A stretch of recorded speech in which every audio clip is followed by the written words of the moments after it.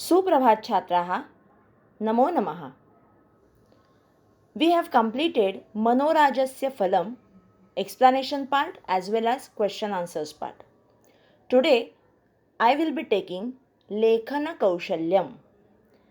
Now in the coming exam, which will be of 25 marks for Sanskrit, you will be having certain part as assignment or attachment basis, in which there will be Lekhana Kaushalyam. So, what is the Lekhana Kaushalyam that we are going to check, and what are the parts that we generally do not give you in the online assessment, but right now it will be there as an attachment. So, we will be taking all that part which will be Lekhana Kaushalyam. So, let's check one by one what can be the part of Lekhana Kaushalyam. Now students, please check this. First, check what is the instruction given to you. गद्यांश पठित्वा माध्यम भाषया अनुवादम कुरुत. Now, please underline अनुवादम कुरुत. You have to be attentive and you have to be very alert. What I am telling you, you have to do accordingly. Anuvadam kuruta means translation. And what is the rule of translation? 1. You should do the translation the way it is. Whatever is mentioned in Sanskrit language, you have to translate it in English language. You should not skip any of the sentence. Okay? And word to word translation is expected, but if you give the gist of the same, that will also do. But mind well, there should not be any word that is skipped. You should not skip any word. You should do word to word translation. So now this is the part that I have taken from Amar Koshaha. Sorry, Velankar Mahodaya, right? Now this is the part, it is just a specimen and this is taken from your textbook itself. At the end of the textbook, there is a specimen question paper given to you of 40 marks each. But right now we will be taking only 25 marks exam. That is why it will be something different. But you can check it as a specimen. Now say this. अनुशासन प्रिय वेलणकर महोदयस्य संगीतमपि प्रियः विषयः. Now here you know that Velankar was fond of music, right? But here if you write this much only, then it will be wrong, because there is one important word, that is Anushasana Priya. Here you can say discipline loving person. Okay. Mr. Velankar Mahoday. Mr. Velankar, Mahoday means Mr. Mr. Velankar, who was discipline loving person, was fond of music as a subject also. Or else you can say music subject also. Here विषय म्हणजे subject, संगीत म्हणजे music, प्रिय favorite. Fond of, or he was loving संगीत or music subject असं पण तुम्ही लिहू शकता. Here I have made sure that each and every word is used for translation. ठीक है? Let's check next. सः वायोलिन वादने तथा तबला वादने अपि अतीव निपुणः. Now निपुणः, the word is important, wherein you can say he was expert, he was specialized. हे तुम्ही वापरू शकता. He was expert, he was excellent in, he was fluent in. हे सगळे शब्द तुम्ही वापरू शकता. So he was expert or fluent or specialized, कुठलाही वर्ड वापरू शकता, in playing violin and tabla. वादन, playing something, and it is not playing something. Okay, so violin or tabla.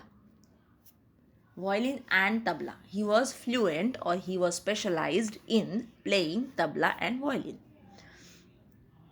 अतः एव सः गीतगिर्वाणम् इति सङ्गीतविषयकं शास्त्रीयग्रन्थं संस्कृतेन रचितवान्. Here रचितवान् is कबूधवी, right? धातुसाधित विशेषण, right? Now what they have mentioned that there is always अतः एव, that's why he wrote a classical novel called Geeta Girvanam, which is pertaining to music in Sanskrit. Okay, आता इकडे मी संस्कृत लिहिलं बोलले, मी असं पण बोलले की गीत गिरवाणम संगीतविषयकम रिगार्डिंग संगीत, बरोबर ना. सो तुम्ही असं लिहू शकता. अतः एव means for that is why he wrote music related classical novel in Sanskrit called गीत गिरवाणम. ओके, देन क्लासिकलपेक्षा तुम्ही शास्त्रीय ग्रंथ हा इथे क्लासिकल म्हणू शकता किंवा तुम्ही असं पण म्हणू शकता की सायंटिफिक. पण सायंटिफिक संगीतात येत नाही, संगीतामध्ये क्लासिकल येतं. ठीक आहे. नेक्स्ट, कथा गीतानि बालगीतानि नृत्यनाट्यम इति बहुविधाः रचनाः तेन कृताः, तथापि नाट्यलेखनं तस्य अभिमतसाहित्यप्रकारः. Now here you can write he has created बहुविध रचना. He has created many dramas, stories, songs, balagitani, children's songs, dance, dramas, so many things he wrote, he created. However, writing drama was more popular literature pattern of Mr. Velankar. ठीक है. So this was just a specimen. Here I am mentioning that you have to use each and every word for translating. वरचं नावच वाचा. माध्यम भाषया अनुवादम कुरुत. माध्यम भाषया मीन्स मीडियम लँग्वेज. तुमची मीडियम लँग्वेज काय आहे? इंग्लिश. मग तुम्हाला ट्रान्सलेशन इंग्लिशमध्ये करायचं आहे. अनुवाद म्हणजे ट्रान्सलेशन. सो तुम्हाला जी काही वाक्य दिली जातील त्या सगळ्या वाक्यांचा अनुवाद इंग्लिशमध्ये करायचा आहे. हा एक प्रकार येईल. This will be one type of लेखन कौशल्यम which will be as a part of attachment to you. Number 1. Next, there will be using of certain words in Sanskrit sentence. What are they? I'll tell you. See the question first, so you will understand what is to be done. अव्ययानां धातूनां उपयोगं कृत्वा वाक्य लिखत. This paper pattern is also there in your textbook. I have taken nothing else but the textbook specimen question paper which is at the end of your textbook. You can check it. Now this question, check the question. अव्ययानां धातूनां उपयोगं कृत्वा वाक्य लिखत. Now here you will be given certain words and these words you have to use in Sanskrit sentence. So you have to prepare one sentence in which these words will be used. अभितः, स्नेह, बहिः, रुच, हे त्यांनी example दिलेले आहेत. तुम्हाला आठवत आहे 8th स्टँडर्डला तुम्हाला ह्या प्रकारची वाक्य होती. कशाला कशाची अपेक्षा. अगर अभितः है तो इट विल बी द्वितीया. परितः द्वितीया. तुम्ही 8वीचं पुस्तक बघून चेक करू शकता की तुम्हाला या प्रकारची खूप सारी वाक्य दिली गेली होती इयत्ता 8वीमध्ये. 8वीचं textbook page number 52. Please go through that. Please go through textbook of 8th standard page number 52 wherein it has been given अव्ययानी and विशिष्ट विभक्तयानी. याच प्रकारचा उपयोग करून तुम्हाला ही वाक्य लिहायची आहेत. सो लेखन कौशल्य part 2 will be certain words will be given to you and you have to make a sentence of it. Now how you will practice this? I tell you. In your textbook also there are certain Ramya Sanskritam part which is उपपद विभक्तयः. उपपद विभक्ती इथे सुद्धा काही धातू देण्यात आलेले आहेत तुम्हाला आणि ते धातू तुम्हाला चेक करायचे आहेत. बघा बरं, एक्झाम्पल गम. गम म्हणजे टू गो, बरोबर ना? या गमला द्वितीयेची अपेक्षा. इफ आय टेल यू गम, यू हॅव टू यूज गम in the sentence. How you will use? गम जिकडे जातो त्याची द्वितीया. बघा, पांडवाः हस्तिनापुरम अगच्छन्. हस्तिनापुरम जहाँ जा रहे हैं उसकी द्वितीया.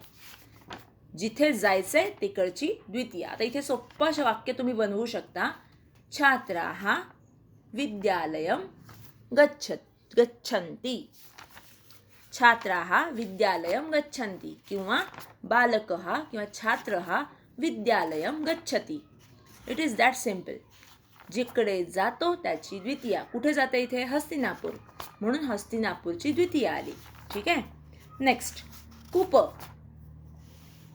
कूप म्हणजे रुसणं, रागवणं, रुसणं एखाद्यावर. माता शिशवे कदापि न कुप्येत.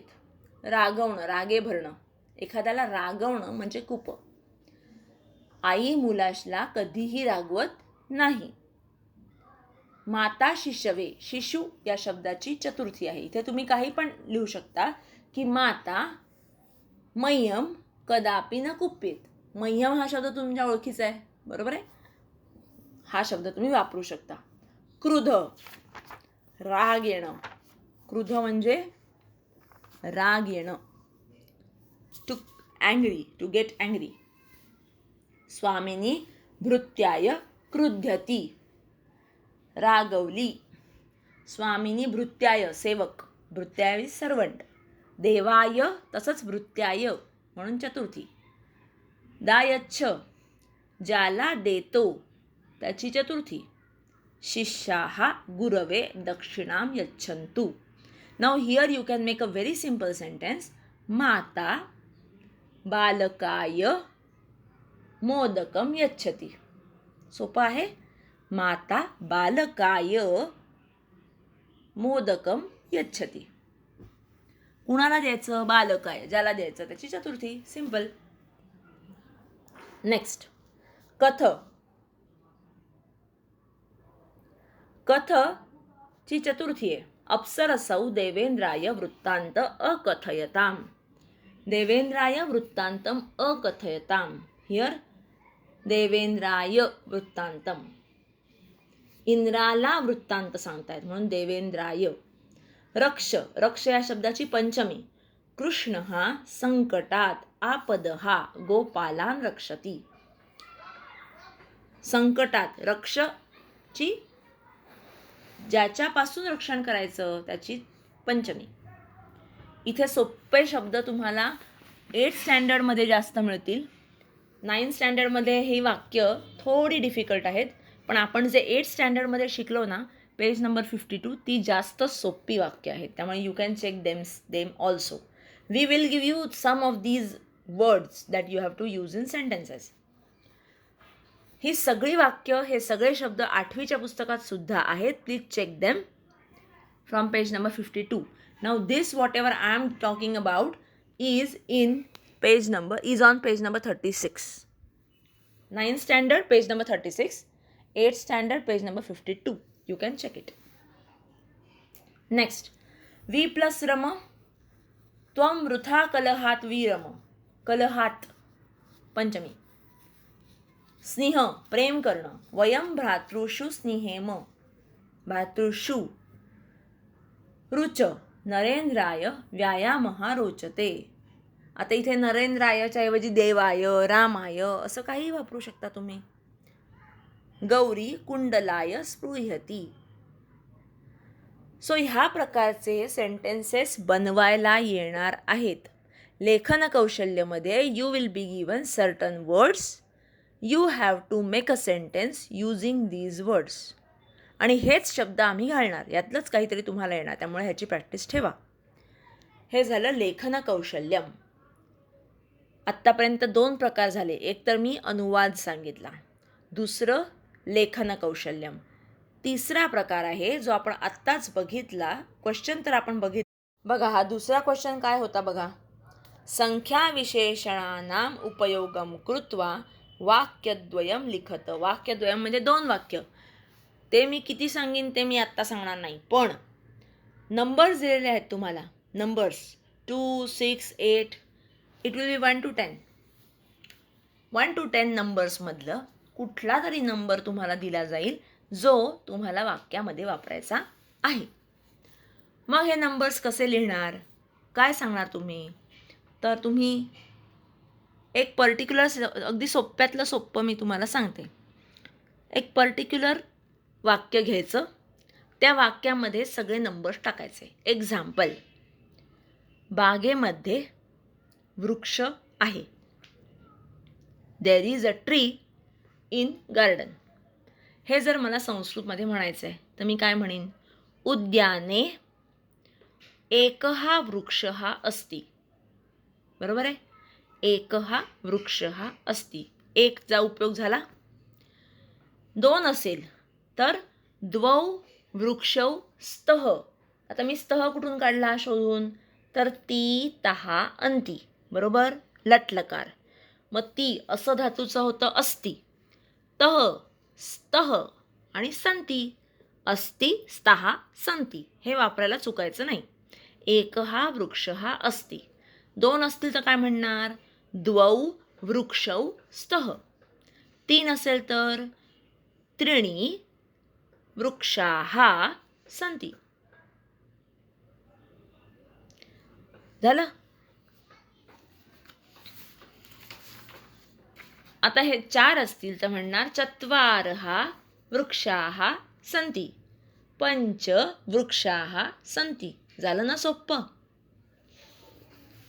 किंवा हेच तुम्ही वारंवारं असं लावून करू शकता. आवृत्तीवाचक. अहम अस्मिन् पाठ एकवारं पठामि, द्विवारं पठामि, त्रिवारं पठामि, चतुर्वारं पठामि. आहे की नाही सोप्पं? बस याच पद्धतीने तुम्ही हे सगळे नंबर्स वापरू शकता. पण वाक्य पक्क करायचं आधी, आणि एकहा, द्वौ, त्रीणि, त्रिवार, चतुर हे सगळं काय आहे ते चेक करू शकता तुम्ही. तुमच्या संख्या विशेषण हा भाग जो आपला झाला त्याच्यामध्ये तुम्ही बघू शकता. सो दिस विल बी वाक्यद्वयम. सो दिस विल बी संख्या विशेषणानाम उपयोगम. हा झाला तिसरा प्रकार लेखन कौशल्याचा. आता मी सांगते तो चौथा प्रकार. नाव देर विल बी 1 पार्ट. माध्यम भाषया उत्तरम लिखत. सर्वात शेवटचा भाग बघा. माध्यम भाषया उत्तरम लिखत. This you know properly. बरोबर ना? मग ह्याच्यामध्ये कसं येणार? माध्यम भाषया उत्तरत means you have to give 3 paragraphs. In first paragraph it will be introduction. Second paragraph there will be actual answer to the question, and third is a conclusion part. So you have to be very alert. Madhyam bhashaya uttaram likhata.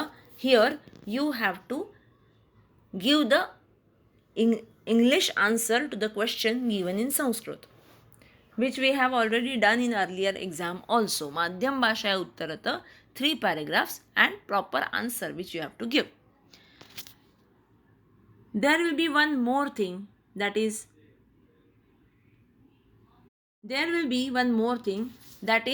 shlokan purayat. Shlokan purayat. Here you have to complete the verses. श्लोकाची सुरुवात तुम्हाला दिली जाईल. तुम्हाला श्लोक पूर्णपणे लिहायचा आहे विदाउट एनी स्पेलिंग मिस्टेक. श्लोकान पूरयत. सिमिलरली जसं अनुवाद आपण आत्ता घेतला तसाच अनुवाद पद्याचा सुद्धा येऊ शकतो. पद्य म्हणजे मी एक स्टॅन्झा देणार आणि त्या स्टॅन्झाचा अनुवाद तुम्हाला करायचा आहे. म्हणजेच त्याचं स्पष्टीकरण तुम्हाला सांगायचं आहे की याचा अर्थ काय, या स्टॅन्झाचा अर्थ काय, हा ट्रान्सलेशन पार्ट तुम्हाला करायचा आहे पद्य विभागाचा सुद्धा. तेव्हा लेखन कौशल्यम हा प्रकार तुमच्या आत्तापर्यंत लक्षात आला असेल. I repeat, there will be 5 parts of लेखन कौशल्यम. First, अनुवाद, that means translation, word to word translation of one paragraph as well as one padya, that is poem, in Sanskrit. And you have to translate, you will be given the anuvad or paragraph in Sanskrit, you have to translate it in English. So इंग्लिशमध्येच लिहायचा आहे अनुवाद. Number 1. दुसरं, अव्ययानाम उपयोगम कृत्वा वाक्यम लिखत, तुम्हाला वाक्य लिहायचं आहे शब्द वापरून. सेकंड. थर्ड, संख्या विशेषणानाम उपयोगम कृत्वा वाक्यम लिखत, इथे सुद्धा नंबर्स दिले जातील, ते नंबर्स वाक्यामध्ये लिहायचे आहेत. I repeat, you have to prepare a sentence using numbers as well as one number and then one word. Next is madhyam bhashaya and the other one is padya vibhag. Madhyam bhashaya shlokan purayat. So madhyam bhashaya uttarat and shlokan purayat, these are not new to you, you know it already, but other 3 are bit new to you, but that you have to do it in this exam. Now for the coming exam of 25 marks, what will be the portion? The portion part will be again as usual, Chitrapada-kosh will be there, Samay will be there, and Dvitiya Satram complete. Dvitiya Satram, complete Dvitiya Satram you have to study. So there will be Chitrapada-kosh, there will be Samay and all part of Dvitiya Satram. For grammar, whatever grammar we have completed till date, you have to do everything of grammar, including samas. So, I have already explained what is Lekhana Kaushalyam, what will be the part of Lekhana Kaushalyam, and what will be the portion. Now in the next lecture, if time permits, we will be taking samas revision. Okay? Now, there is one question. Suchananusaram krutihi kuruta. Now here Suchananusaram krutihi kuruta is given, but since we have MCQ pattern, we will be giving you options for the correct answer and you have to choose the correct one. Now here 2 things are important which are mentioned. पूर्वकालवाचक ल्यबंत अव्यय चित्वा लिखत. ल्यबंत, त्वांत, तुमंत या संदर्भातली आपली तयारी झालेली आहे. ल्यबंत is ल्य किंवा य at the end of the word. त्वांत, त्वा at the end of the word. तुमंत, तुम at the end of the word. All these 3 are generally used as a conjunction combining 2-3 sentences at a time. Tumanta always tells you hetu, that is reason, for which reason it is given, for which reason the activities are going on. And lyabanta and tvanta, lyabanta when there is upasarga and tvanta when you have to do the conjunction part. So in the next lecture we will be taking the revision of samas, dhatu sadhit visheshan, visheshan and visheshya pair. These things I will be taking as a revision, so you will have that clarity and revision both. Till the time, you please do practice of shlokas. You should be able to write them without any spelling mistake. You should be able to explain the anuvad of prose and poems both. Sukti Sudha and Kavya Shastra Vinod, these are the 2 poems that you have. Please start writing, start practicing them properly. Even explanation part, you have to write it properly. And my humble request to all of you, use proper page and please make a photo very clear. Generally it happens that we really don't understand what type of photo that you upload. There has to be clarity in the photograph. There has to be the photos should be taken properly. Otherwise it is very difficult for us to check the paper. So please take care of the same. So let's meet in the next lecture with revision of Samas, Dhatu Sadhit Visheshan and Visheshan. Till the time, have a good day. Dhanyavadaha.